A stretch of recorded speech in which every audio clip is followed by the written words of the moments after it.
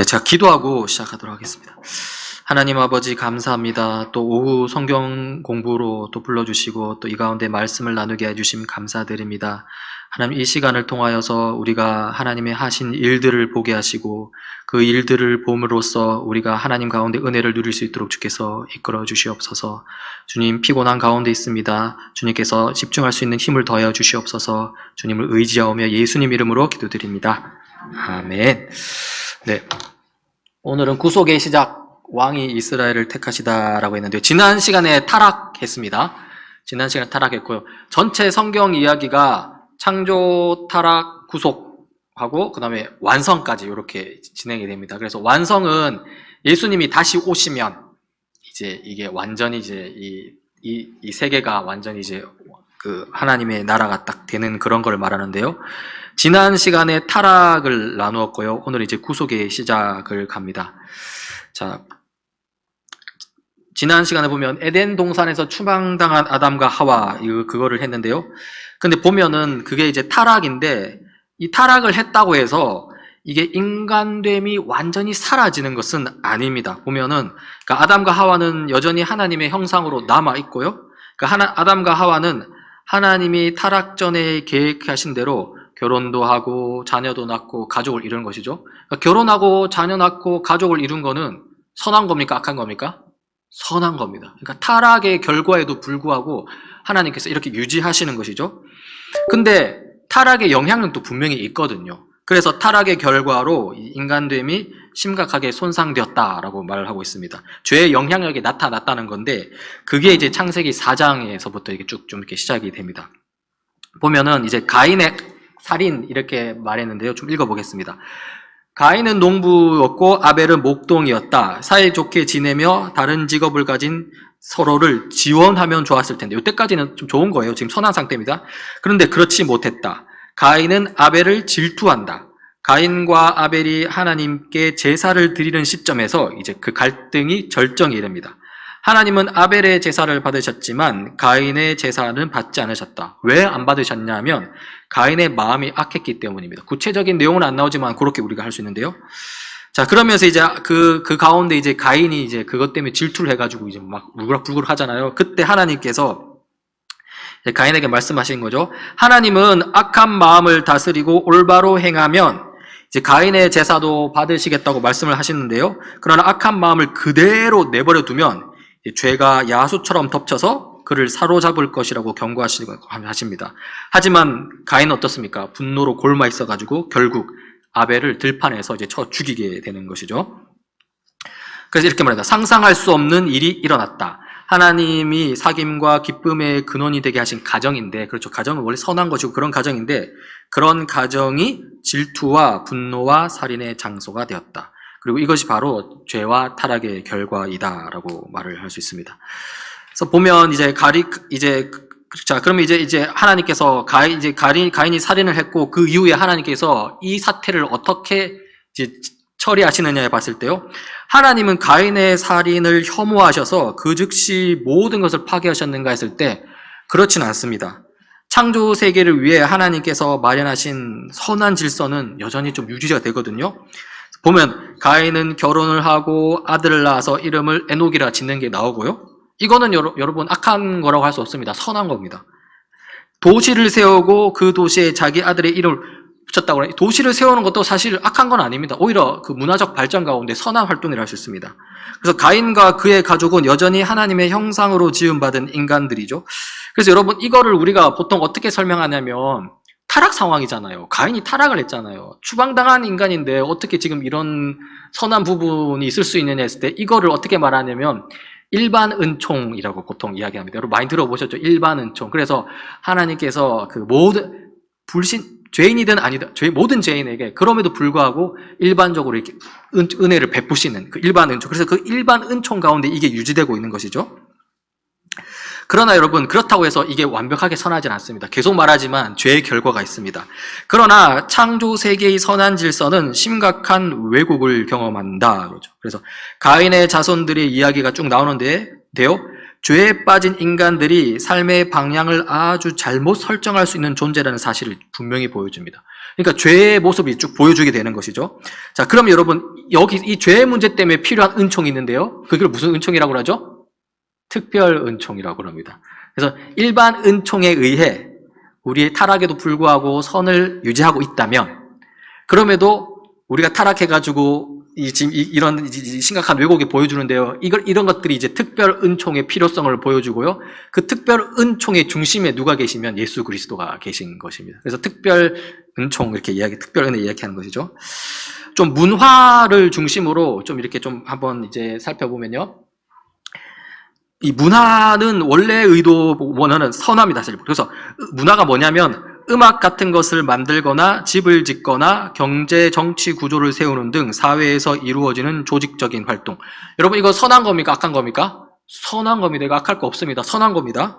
그리고 요거는 문화 명령이라고 부르는 창조 명령에 의해 이제 발휘되는 것이죠. 그래서 우리가 우리의 형상을 따라서 우리의 모양대로 사람을 만들자 하시면서 이제 그리고 그가 바다의 고기와 공중의 새와 땅 위에 사는 온갖 들짐승과 땅 위를 기어다니는 모든 길짐승을 다스리게 하자라고 하시면서 하나님께서 창세기 1장 28절에 땅을 정복하라 하면서 세상을 다스리라는 명령을 주시는데요. 이거는 문화 명령이라 해가지고 어떤 선한 것들을 말합니다. 좀 계속 보면요. 요걸 계속 보면요. 세상을 다스리라 했는데요. 세상을 다스린다는 것은 하나님의 선한 창조 세계에 대한 왕실 청지기로서의 역할의 모습이죠. 그래서 뭐냐면 하나님의 창조 세계에서 숨겨진 잠재력을 개발하는 일입니다. 이게 창조의 일이거든요. 그래서 왕실 청지기가 더 구체적으로 어떤 거냐 했을 때 건축이나 농업, 예술, 가정생활 모든 영역에서 성취할 수 있는 것이 무엇인지 탐구하고 발전시키는 것입니다. 그래서 우리 하나님은 우리를 왕실 청지기로 부르셨다라는 것이죠.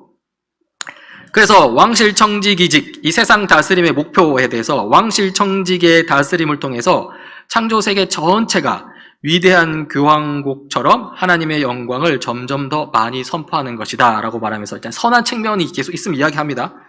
그래서 문화를 주도하는 가인과 자손들이라고 했는데요. 가인을 보면은 에녹이라는 도시를 세웁니다. 이 도시는 문화의 집합체로서요. 사실 그냥 보면은 도시 자체는 뭐 악하다 할 수 없습니다. 그 야발인데 장막에 거주하며 가축을 치는 자의 조상이라고 성경에 나오는데요. 축산을 하는 거죠. 이것도 선한 겁니다. 유발은 수감과 퉁소를 잡는 자의 조상이라 했습니다. 음악이죠. 음악도 악한 거 아닙니다. 선한 겁니다. 두발가인, 구리와 쇠로 여러 가지 기구를 만듦, 철강, 또 라멕, 시를 쓴 문학. 이런 것들은요, 이 일반 은총에 의해서 죄에도 불구하고 이렇게 유지되고 있는 선한 것들이 이제 보여지고 있는 것이죠. 그래서요, 문화와 문화를 구성하는 요소들 자체는 사실 선한 겁니다. 타락에도 불구하고 또 유지되고 있는 것이 있습니다. 우리는 이 모든 문화적 활동을 죄의 결과라고 가정해서는 안 된다. 그래서 여러분, 일반 은총을 생각하지 못하고 그냥 문화를 대해서 그냥 이렇게 죄다라고 이렇게 보면 안 되고요. 오히려 이 문화 활동은 하나님을 섬기고 영화롭게 할 수 있는 기본적인 방법이라는 것이죠. 문화적 업적은 하나님께서 창조 세계에 심어 놓으신 잠재력을 발전시킬 때 성취되는 것이다라는 것이죠. 그래서 여러분, 이 하나님의 창조 명령에 의해서 원래 의도가 선하기도 하고 또 그것이 타락에도 불구하고 일반 은총에 의해서 어느 정도 유지되는 측면이 있습니다. 하지만요, 이 문화가 그렇다고 완전한 건 아닙니다. 우리가 앞서서 살펴봤듯이 죄의 영향력, 타락이 있는 것이죠. 이 문화가 죄와 타락으로 왜곡되는데요. 하지만 우리는 창세기 4장에서 죄를 지은 인간들이 선한 문화 활동을 오도한다는 사실을 다시금 기억하게 한다라는 것입니다. 먼저 한번 도시를 보십시오. 도시는 하나님의 의대도로 세워진 도시입니다. 여기는 지금 도시의 선함을 이야기하는데요. 도시를 세우는 것은 창조 세계에 숨겨진 잠재성을 개발하는 중요한 방법 중에 하나다. 도시 속에는 수많은 문화 활동이 이루어지며 문화 활동을 통해 하나님의 영광을 드러낼 수 있다. 따라서 하나님은 창조 세계가 동산에서 도시로 개발되고 발전되길 원하신다. 즉 도시는 인간이 풍요로워지고 하나님의 영광을 받으시는 훌륭한 장소가 될 수 있다. 이게 창조의 원래 의도고요. 그리고 오늘 설교 말씀과 빗대어 보면 삶의 예배가 이것을 사실 회복하는 겁니다. 사실은. 그래서 이 선함이 이렇게 남아 있거든요. 근데 이 도시가 타락으로 왜곡됩니다. 살인자 가인이 세운 도시인데요. 그러나 성경 기록상 가장 먼저 도시를 세운 사람이 가인이라는 사실이 상황을 좀 어둡게 합니다. 우리는 도시를 향한 하나님의 의도가 가인으로 인해서 오염되었을 가능성에 대해서 생각하게 되고요. 그리고 우리가 너무나 잘 알듯이 도시는 오염과 억압의 장소가 될 수 있습니다. 그래서 가인의 질투와 분노는 에녹이라는 도시 안에서 그리고 그 주변의 도시 생활에 어떤 영향을 주었을까? 도시를 문화적으로 발전시키는 일 자체는 하나님의 주신, 인간에게 주신 선한 명령에 속하지만 그 일을 시작한 존재는 지금 하나님의 명령을 무시하면서 자기 뜻대로 한다는 것이죠. 그래서 도시가 보면은 그래서 어떤 신학자들은 제가 다니엘 아카데미 했을 때 기억날 때 도시에 대해서 그 자체다라고 말씀하시는 분까지 봤거든요. 그 당시에 이제 충분히 이해는 합니다. 왜냐하면 그 정도로 지금 우리 도시가 가지고 있는 그런 악한 것들이 있어서. 그래서 도시 자체가 가지고 있는 선한 측면이 있지만 근데 거기서 타락으로 말미암아서 왜곡된 것들이 이제 있는 것이죠. 자, 그 다음에 시, 문학. 이것은 하나님이 주신 놀라운 선물인데요. 성경에는 하나님의 명령에 순종하여 아름답게 언어를 구사한 많은 노래와 시가 담겨있던 시편, 잠언, 이거 대표적인 것이죠. 그 다음에 선지자들은 시적 형식을 빌려서 이렇게 예언을 하는데요. 이런 거는 선한 것이라 할 수 있습니다.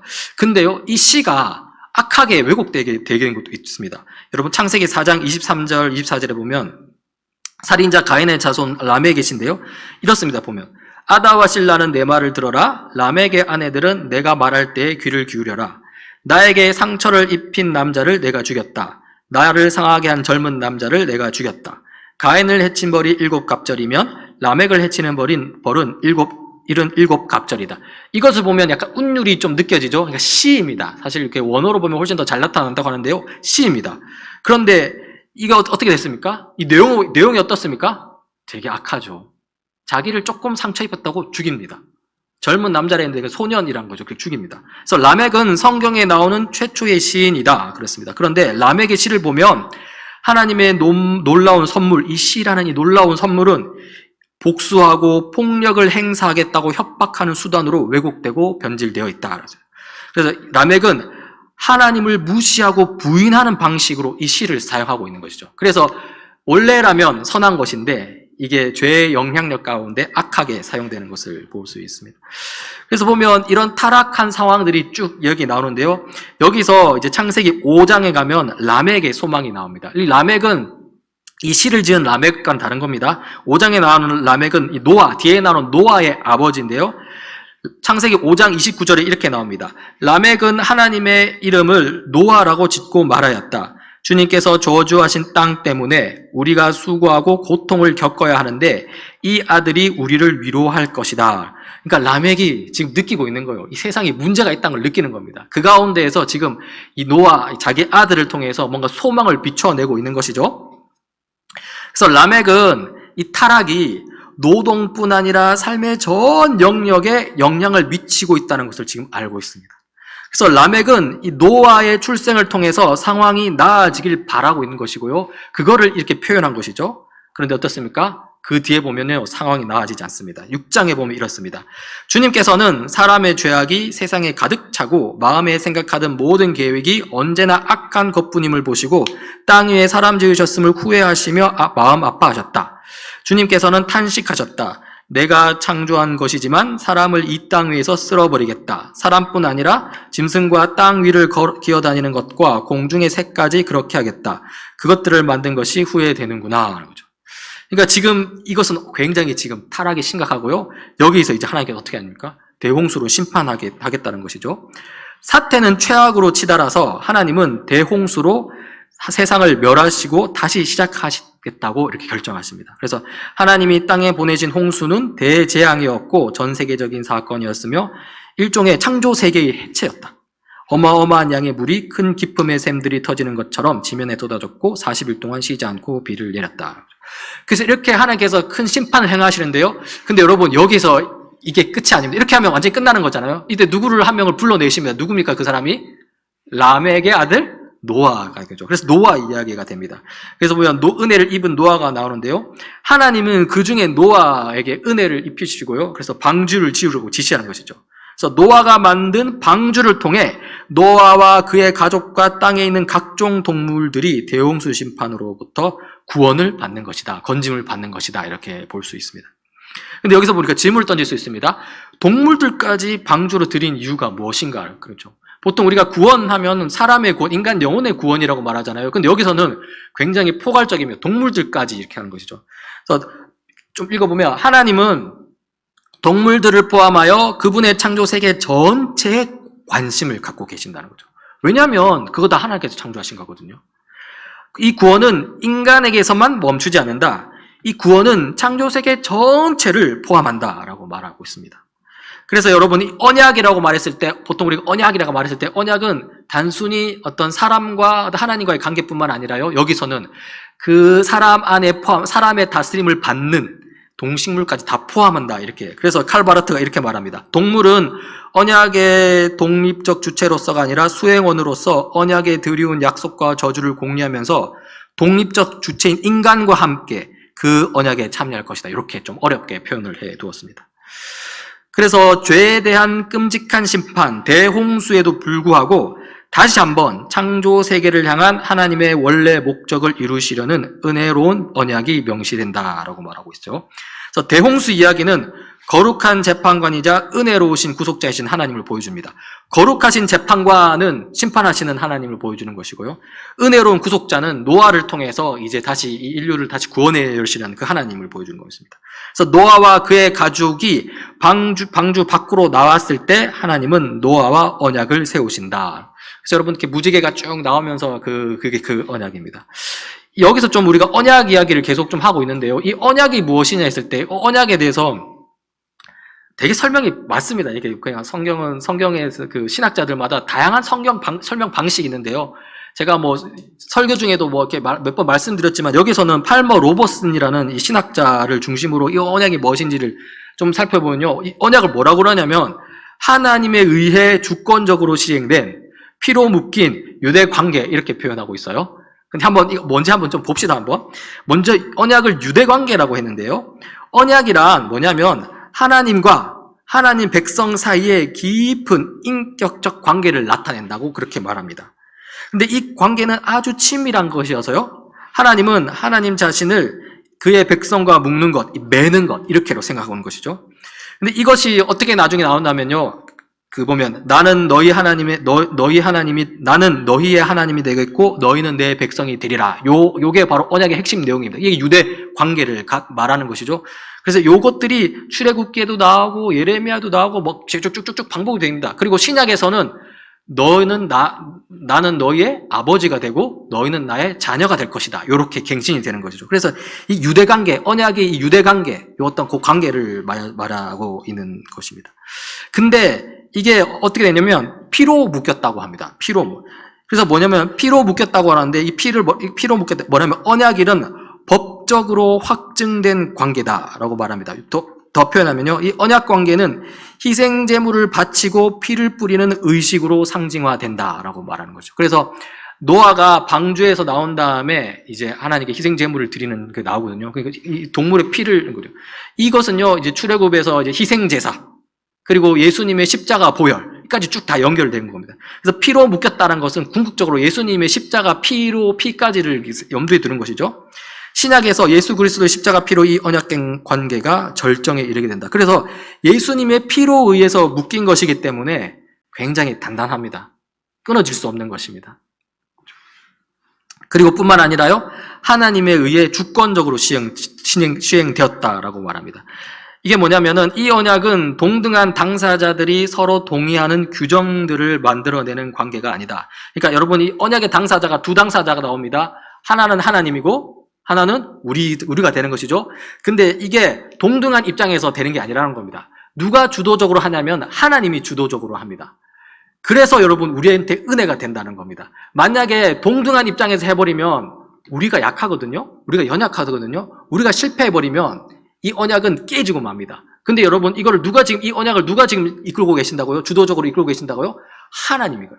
하나님이 신실하신 하나님이 이끌고 있기 때문에 우리가 비록 실패한다 하더라도 이 언약 관계가 안 끊어진다는 거죠. 그래서 끝까지 주권적으로 이끌고 나간다는 거죠. 그래서 여기서 우리가 하나님의 은혜를 이야기하게 되는 것입니다. 하나님이 일방적으로 세우신 것이며 하나님만이 언약 관계의 내용을 확증하실 수 있다. 따라서 이 은혜가 넘치는 언약은 하나님에게 달린 바 절대 파기될 수 없다라고 말한 것입니다. 그래서 다시 언약에 대해서 말하면 신실하신 하나님의 주권적 결정과 영원하신 예수 그리스도의 피에 의해 세워진 바 절대 파기될 수 없는 하나님과 하나님의 백성 사이에 맺어진 유대 관계, 이렇게 표현할 수 있는 것이죠. 그래서 여러분 이게 은혜다 이렇게 말을 한 것이죠. 자, 이렇게 하나님께서는 노아와 언약을 세우신 다음에요, 노아에게 새 아담으로서 이제 사명을 주시는 것을 볼 수 있습니다.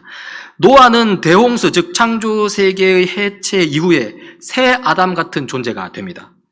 그래서 보면 그 창세기 1장 28절에 보면 아담한테 이렇게 말씀하시잖아요. 하나님이 아담과 하와에게 복을 베푸셨다.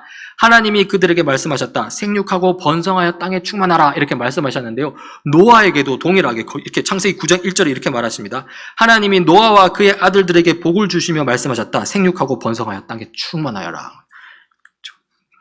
그래서 이 노아는요, 두 번째 아담으로서 이제 사명을 받는 것입니다. 하나님은 노아와 새로운 출발을 하고 계시지만 창조 세계를 향한 그분의 목적은 동일하다. 그러니까 아담에게 했던 거를 이제 노아에게서 그대로 동일하게. 그러니까 하나님 변함없이 그 일들을 꿋꿋이 이루어 가시는 것입니다. 지금 여러분 아담에서 노아 이르기까지 중간에 엄청나게 많은 타락상들이 있었잖아요. 그럼에도 불구하고 하나님은 이끌어 가신다는 거죠. 여기서 주권적으로 시행된 하나님의 어떤 주도적, 그 은혜로운 주도성이 나오는 것이죠. 하나님이 노아와 맺으신 언약의 내용은 창조 세계 전체로 확정된다. 그래서 여러분 아까 예배 때 말했던 삶의 예배도 같이 이것과 연관이 된다고 볼 수 있습니다.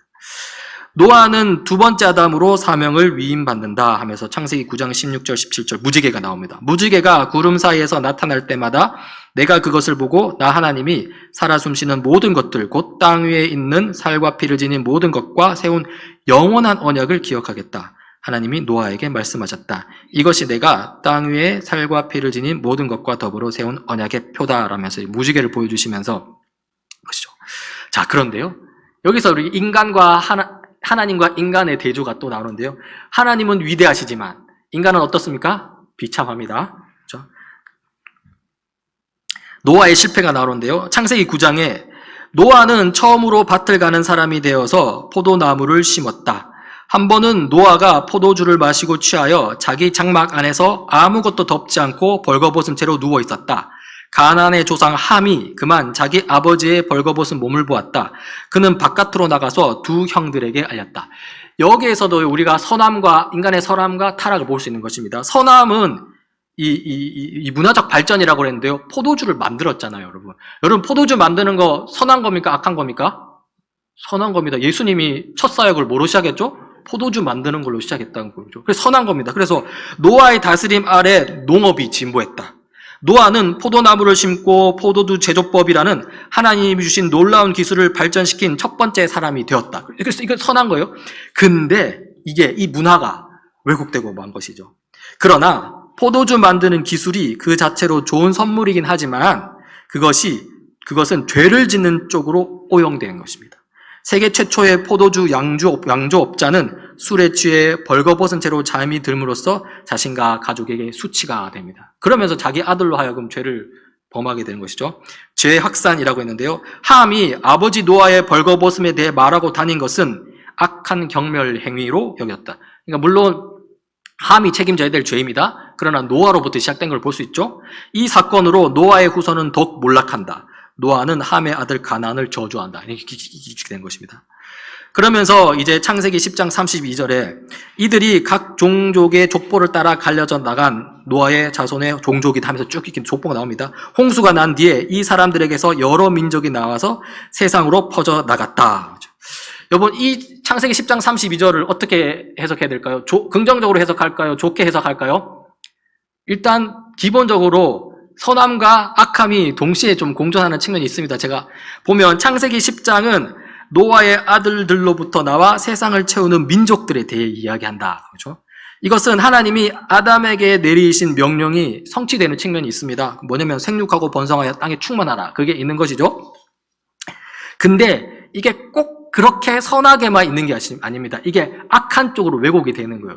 그게 뭐냐면은 바벨탑 이야기 속에서 드러나는 것입니다. 창세기 11장은. 그래서 가가지고 그 중에서 이렇게, 그래서 창세기 11장에 보면 이렇게 나오면 그들이 서로 말하였다. 이제 가가지고 이제 이렇게 하는 거죠. 지시는데요. 자, 벽돌을 빚어서 단단히 구워내자 사람들은 돌 대신 벽돌을 쓰고 흙 대신 역청을 썼다. 지금 일단 바벨탑 이야기인데요. 바벨탑 이야기는 전체적으로 보면 이제 악의 방향으로 흐르지만요. 또 여기서는 이 저자는 선의 부분을 이야기해요. 이 부분은 뭐라냐면 이거 도시 건설하는 건데 이거 사실 악한 거 아니다. 기본적으로 선한 거다. 이렇게 말하고 도시를 건설하려는 그 마음은 사실 하나님의 세상에서 정상적인 문화 발달의 한 면이다라고 말하면서 여기서 끝까지 하나님의 창조의 선한 측면을 막 끄집어냅니다. 그러면서 이제 왜곡된 부분을 이야기하는 거죠. 그들은 또 말하였다. 자, 그런데 어떻게 말하냐? 이제 앞에 나왔는데요. 자, 도시를 세우고 그 안에 탑을 쌓고서 탑 꼭대기가 하늘에 닿게 하고 우리의 이름을 날리고 온 땅에 흩어지지 않게 하자. 여기서 도시를 만드는 것 자체, 그 능력 자체는 하나님이 주신 선한 능력으로 말미암은 건데 그 의도 자체가 타락으로 죄로 말미암아 왜곡되는 걸 볼 수 있는 거죠. 여기서 이 인간들은 하나님의 영광을 드높입니까? 아니면 자기 영광을 나타내려고 합니까? 자기 영광을 나타내려고 하는 겁니다. 그래서 이 도시를 건설하려는 그 마음이 잘못된 방향으로 나아갈 수 있고 바벨탑 이야기에서 우리는 이 엄청난 규모로 그런 잘못이 저질러지는 것을 볼 수 있다라고 말을 하는 것이죠. 그래서 이렇게 표현합니다. 바벨은 아담의 종족이 다시 한번 하나님을 떠나 인간의 자율성을 얻어내려고 한 기념비적인 공동의 시도다라고. 여기서 보면 자율성이 중요한 건데요. 자율성이라는 거는 하나님을 떠나서 내 마음대로 하겠다는 겁니다. 내 마음대로. 그렇게 하면 안 되고 그럼 어디로 가야 됩니까? 내 마음대로 하는 게 아니라 하나님 뜻대로 해야 되죠. 그 하나님 뜻이 어디 나왔습니까? 율법에 나오는 거죠. 제3용도 그거 말하는 겁니다, 지금. 그 율법, 하나님을 사랑하라, 이웃 사랑하라, 그 법칙에 따라서 가야 된다는 것이죠. 사람들이 동방으로 이주하면서 그들은 거대한 탑과 도시를 세운다. 이는 인간을 세상 정력으로 퍼뜨리고 흩으신 하나님의 의도에 대항해 자신의 의지를 주창하는 그들만의 방식이었다. 그러니까 하나님이 생육하고 번성하라고 그랬는데 그렇게 안 하고 모여가지고 그것도 모여뿐만 아니라 그것을 어떻게 하냐면 자기 이름을 대탄하기 위해서 막 자기 영광을 추구하는 것이죠. 바벨은 인간 문화의 결정판이 되기는커녕 이제는 어떻게 되냐? 창조주에 대항하여 자력으로 살아가려는 하나님을 의지하지 않고 자기 힘으로 살아가는 인간, 그 인간이 맞이한 실패의 결정적인 상징이 되었다. 이렇게 말하고 있죠. 그래서 바벨탑에 대해서 하나님은 인간들에게 온 땅에 널리 퍼지라고 명령하셨지만 메소포타미아의 이 집단은 오히려 자신들을 위한 안전지대를 세우고 이를 위해 환경을 관리하고 스스로를 보호하려고 마음먹었다. 그러니까 하나님을 의지 안 하겠다는 겁니다. 하나님을 못 믿겠다는 겁니다. 이들은 하나님이 주신 통일성과 동일성보다는 거짓되고 자율적인 집단주의와 자신들의 작품을 통한 명성, 이름, 영광을 추구했다라고 말하는 것이죠. 그래서 여러분, 이 바벨탑은요, 선악과 사건의 더 심각한 상황이라고 볼 수 있습니다. 여기서 우리는 선악을 알게 하는 나무의 과실을 먹는 일이 반복되는 것을 본다. 그런데 이번에는 그 규모가 훨씬 큽니다. 선악과는 사실 아담과 하와 둘이서 한 거잖아요. 근데 바벨탑은 어떻게 합니까? 집단적으로 모여가지고 힘을 합쳐가지고 내가 선악과를 왜 따먹습니까? 아담과 하와가 하나님처럼 되고 싶어서 따먹거든요. 바벨탑도 왜 합니까? 하나님같이 되어서 이게 딱 분명히 성경에 나오잖아요. 그래서 이렇게 집단적으로 대규모로 이제 악을 짓는 것입니다. 자, 그렇게 되자 하나님께서 심판을 하시는 것이죠. 하나님께서 이렇게 말씀하신다. 자, 우리가 내려가서 그들이 거기에서 하는 말을 뒤섞어서 그들이 서로 알아듣지 못하게 하자. 주님께서 거기에서 그들을 온 땅으로 흩으셨다. 그래서 그들은 도시 세운 일을 그만두었다라고 말하고 있습니다. 그래서 이 바벨탑 건설자들은요, 높이 쌓아 올린 바벨탑을 보면서 하나님처럼 되고자 했고요. 하지만요, 그러나 하나님은요, 오히려 바벨탑을 보시기 위해, 그러니까 높이 쌓아서 하나님께 닿고자 했지만 닿기는커녕 하나님이 내려오셔야 됐어요. 닿을 수가 없죠, 사실은. 그렇죠? 내려오셔가지고 그들의 교만에 대해서 책망하시고 심판하시는 것이죠. 그래서 하나님은 사람들의 언어를 혼잡하게 해가지고 흩으시는 것이죠. 심판하시죠. 근데 여러분, 이 흩으시는 이 심판이 한편으로 어떤 것을 실현하는 것이 되냐면 생육하고 번성하라, 땅에 충만하라는 그 하나님의 명령을 실행하게 하는 그런 어떤 그 하나님의 뜻도 포함된다라고 이렇게 이야기하고 있습니다. 그래서 이렇게 이 심판 가운데 하나님의 뜻이 실현되는 것을 이야기할 수 있는 것이죠. 그래서 여러분, 전반적으로 어떠냐면요, 이 인간의 악함에도 불구하고 이 하나님의 선이 결코 지지 않는다는 것이죠. 인간의 악함에도 불구하고 하나님께서 그 선을, 하나님의 뜻을 이루어내 가시는 하나님의 열심을 오늘 이 창세기 4장에서 11장까지를 보여주는 것이죠. 그래서 이제 구속의 시작 이렇게 하는데요. 전체 점을 요약을 하자면 이렇습니다. 가인은 아벨을 죽였습니다. 맞죠? 그렇지만 하나님의 은혜로 가인은 목숨을 부지하고 가인과 그의 자손들은 도시를 세웠습니다. 이거는요, 여러분, 좋은 겁니다. 하나님께서 선한 일을 행하신 겁니다. 그런데 또 이 도시를 세운 가인이 어떻게 합니까? 극도로 타락해가지고 결국에는 대홍수 심판을 받잖아요? 그런데 하지만 하나님은 또 그 은혜로 노아를 끌어냅니다. 그죠? 그래서 이제 인류의 존속을 이끌어 가시는 것이죠. 하나님의 일하심이, 어쨌든 인간의 인류를 보존하려는 그 하나님의 일하심이 열심히 드러나는 것이죠. 자, 그러면 근데 또 인간이 어떻게 됐습니까? 바벨탑 사건으로 또 타락을 해버렸어요. 자, 근데 어떻게 합니까? 하나님께서 어떻게 하냐면 그 가운데서 자기들끼리 똘똘 뭉쳐가지고 자기들 이름을 내려고 하니까 탁 깨트려가지고 이제 땅에 번성하고 충만하라. 그 말씀을 이루시기 위해서 하나님이 열심을 항할 수 있는 것이죠. 그래서 여러분, 이 성경 전체를 보자면 이 하나님의 위대하심과 인간의 비참함이 참 대변해서 많이 나타납니다. 오늘 이 이야기에도 인간의 비참함이 계속 나타나고요. 그럼에도 불구하고 이 인간을 통해서 하나님의 일을 이루시려고 하는 하나님의 열심이 나타나는 것이죠. 자, 그러면 이제 창세기 11장에서 이렇게 인류가 흩어졌는데요. 하나님께 반역한 채 땅에 흩어진 인류는 어떻게 될 것인가? 어떻게 구원하실 것인가? 그러니까 창세기 4장에서 11장까지는 참 창조 세계 안에 있는 인간의 어떤 그 타락상을 엄청나게 많이 보여줍니다. 그래서 하나님께서 그럼에도 불구하고 하나님이 구원을 보여주시는데요. 일단 인간의 창조상을 엄청 보여줍니다. 자, 그러면 어떻게 돼? 여기서 어떻게 될까? 그게 이제 창세기 12장에 나오는 거죠. 창세기 10장에서 하나님의 창조 세계를 향한 그분의 목적을 흔들림 없이 수행하시는 또 다른 시작을 보여준다는 거죠. 누구를 통해서 시작하십니까? 아브라함을 통해서 시작하는 거죠. 그래서 여러분, 하나님은 결코 인간에게 지지 않는 분이십니다. 그리고 하나님은요, 엄청 선하신 분입니다. 이 인간의 선을 위해서 끝까지 행하시고 일하시는 분이라는 것을 알고 있겠죠. 그래서 오늘은 여기까지고요. 다음 시간에 이제 아브라함에 대해서 좀 살펴보려고 합니다. 그래서 성경을 보면 전체적으로 이렇게 성경이 하나의 흐름 속에, 일관된 흐름 속에 이렇게 있는 걸 볼 수 있어요. 그래서 아까 제가 창조, 타락, 구속이라고 이야기했잖아요. 그래서 창조에 보면 창조의 선함이 있지 않습니까? 그래서 하나님의 창조 세계는 선하다라고 말했고요. 거기서 이제 말했는데, 타락 이후에 구속을 이야기할 때 이 구속이 뭐냐면은 창조를 회복함입니다. 그래서 여러분, 오늘 예배 때, 설교 때 삶의 예배라고 말했을 때 하면서 성전이 어디가 성전이라고 그랬어요? 창조세계 전체가 성전이라고 말씀을 드렸잖아요. 그게 결국은 이 창조를 회복함이 되는 것이죠. 사실 그런 일관된 흐름 속에서 이렇게 성경이 쭉 이야기가 흘러가는 겁니다. 그래서 여기서 이 흐름 속에서 우리가 가지는 의의를 찾는다면요, 하나님은 진짜로 변치 않는다. 어떤 면에서 변치 않느냐? 우리를 사랑하는 데 있어서 변하지 않는다. 우리는 끝까지 실패하고 실수하고 연약함에 빠지지만 하나님은 그럼에도 불구하고 끝까지 우리를 선함으로 인도하시려고 한다. 그래서 여러분, 우리가 하나님을 더욱더 의지할 수 있는 것입니다. 비록 나의 상황이 매우 힘들고 지금 처한 상황들이 엄청나게 좀 괴롭다 할지라도 그 가운데서 이 성경 이야기 속에 드러나는 게 하나님의 선함의 열심을 통해서 우리가 위로를 얻는 거예요. 비록 내가 지금 힘들지만 하나님은 내가 알지 못하는 어떤 방식으로 분명히 일하실 것이다. 그리고 결국에는 나를 선한 것으로 인도하실 것이다. 그런 것들이 이 성경 이야기 속에서 우리에게 믿음으로 박히게 되고요. 그 믿음이 우리 안에서 새겨지고 점점 자라게 되면 그리스도인으로서 고난에도 불구하고 그리스도인답게 살아갈 수 있는 것이죠. 그래서 이런 전체적인 흐름 속에서 이렇게 이야기를 흘러갈 수 있습니다. 네, 질문이 없으니까 제가 기도하고 마치도록 하겠습니다. 하나님 아버지, 감사합니다. 오늘 구속의 시작이라는 부분을 통하여서 우리 인간의 연약함과 비참함에도 불구하고 하나님께서 열심을 다하여 우리를 구원하시려는 그 하나님의 일하심을 보았습니다. 하나님, 우리가 삶을 살 때 우리가 많이 실패하고 연약함 가운데 쓰러집니다. 그러나 나 자신에 함몰되어서 그 가운데 절망에 빠지는 것이 아니라 우리를 끝까지 구원하시고 끝까지 이끄시려는 그 하나님을 바라봄으로써 다시 하나님 백성답게 살아낼 수 있는 저희들이 될 수 있도록 주께서 인도하여 주시옵소서.